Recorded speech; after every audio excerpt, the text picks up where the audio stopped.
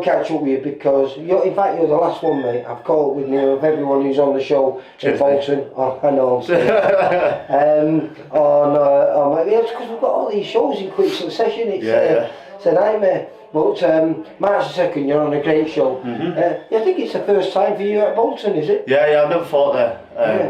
You'll like it, mate. I think I've been there, but... No, you've been there. Yeah, to watch a show, but I've never fought there, No, but you will enjoy it, mate. It's a great venue, because warming up, you can see everything that's happening. And is it the one on the balcony? Yeah. Oh, is that the one, yeah? Yeah, where you're ready in, so that you're not in a changing room stuck there dwelling on what you're about to do. And not only that, we've got a great top of the bill. We've got a Commonwealth Eliminator with Jack Flatley against Ryan Amos. Yes. But we've got a great fight for you. We've got the Danger Man, the Madman, the Monk, in Dan Booth. And Dan I know really, really well, he's a top lad. And a guy with a good winning record. And I know he's suffered a few defeats just recently, but he's been in with quality kids. Quality kids. He's not afraid to say no. I presume all the kids that I've beaten a tip to go a long way. Yes. So you know, and we don't know how bad those defeats look because their careers are just developing now, and so you look back and you go, oh, that wasn't too bad. But he's game. He can punch, and he's caused an upset once before on our shows where he beat Andrew Fleming. In fact, he stopped him. I think in the 4th round with a huge overhand right, and that's his favourite punch. In fact, I was watching him move around with a kid called Owen Kirk, and Owen should have been fighting Reece Woods. They ended up fighting one another, but it got delayed because in his final spar, which was with Dan threw this big overhand right on his nose and absolutely splattered his nose right across his face. And one of the coaches just grabbed over of Owen's nose and snapped it back, and you know, you wouldn't even know it had been broke, but literally it was bent right across his face. It was a tremendous punch. So the guy can bang a little bit, and Owen Kirk's, you know, a middleweight, so he's no fear. Good fight. Can't wait. I'll be sure to keep out of the way of the... Well, I mean, you've already had a few tough fights. You got in with, on your debut, was... Lantern. Benjamin Lantern, who I think was 14 wins with 12 KOs or something silly. And he was fighting in front of Ricky Allen, because you were in front of Ricky Allen there. Indeed, it was...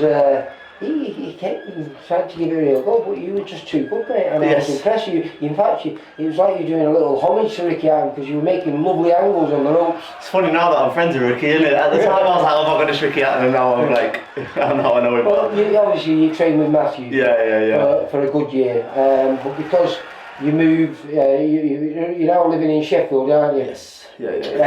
So hence why we're down here at Sean O'Hagan's. Well, I was travelling here from Manchester for quite a while, since March actually, it's all seemed to work out it seems to kind of I've shifted over back to Yorkshire. Because Matthew couldn't train you, your work meant you couldn't get in during the day. Yes, that's right, and so you couldn't train in the evenings, and Matthew didn't want to train in the evenings. Yes. So this is why you find your well down here. That's it, You've been here about 9 months now.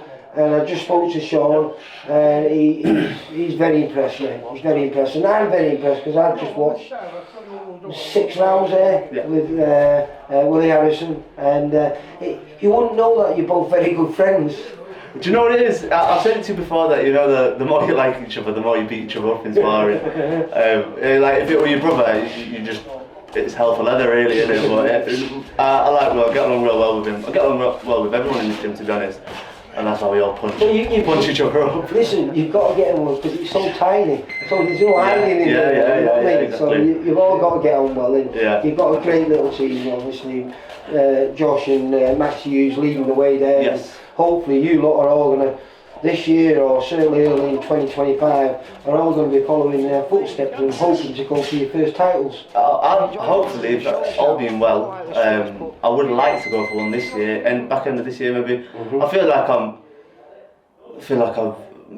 ready, really. The only thing I haven't done is like the longer rounds in a fight. I've done the long rounds in sparring, and cope with it well and manage it well. Everybody in this gym's always fit. So if you come through this fight, and it's an if, you know, I know Yeah, it's of not course, for you, no, of but course. it's, for everyone else, it's an if, because this is a tough match. Yeah. Dan Booth does not lie down for anyone. Yeah, it's what I want. He's game as an old lot. Yeah, He's yeah. willing to say yes to every fight that comes along. Yeah. So I'll be intrigued to find out, because if you do come through this, then I think that does say what you're talking about there. Yeah, I'd love a central area.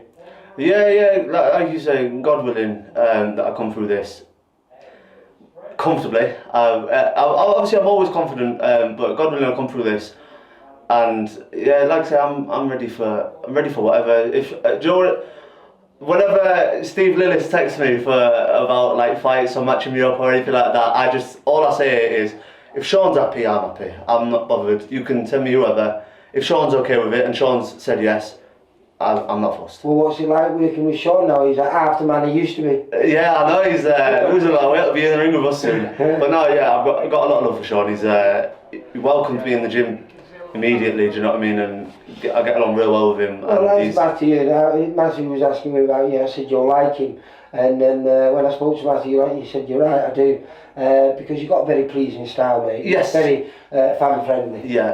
And I've no doubt this is going to be an even more pleasing fight for the fans. Absolutely. Because of what Dan forward. brings. Dan is not going to take a step backwards. Of course. And this is the real good test for you, mate. Yeah, and that's what I want. I've been saying it for a while. Like, I want to step up, and what I'm glad is Sean's on the same page as me. Matthew was as well, but he's, like I say, Sean's really on the same page with me, and just saying, right, well, let's get this one, and let's go. Let's push on, see what we can do. That's what I'm here for. That's what that's what I box for. I don't box because I need to. It's a hard enough job just boxing, but you work full time. Exactly, you know. Exactly, and thank God I've got good job and comfortable. If I wanted to live that kind of comfortable life, I could, but I don't want to. I choose to box because I want to see what I can do. The whole point I turned pro, and the whole point I started really taking it seriously is what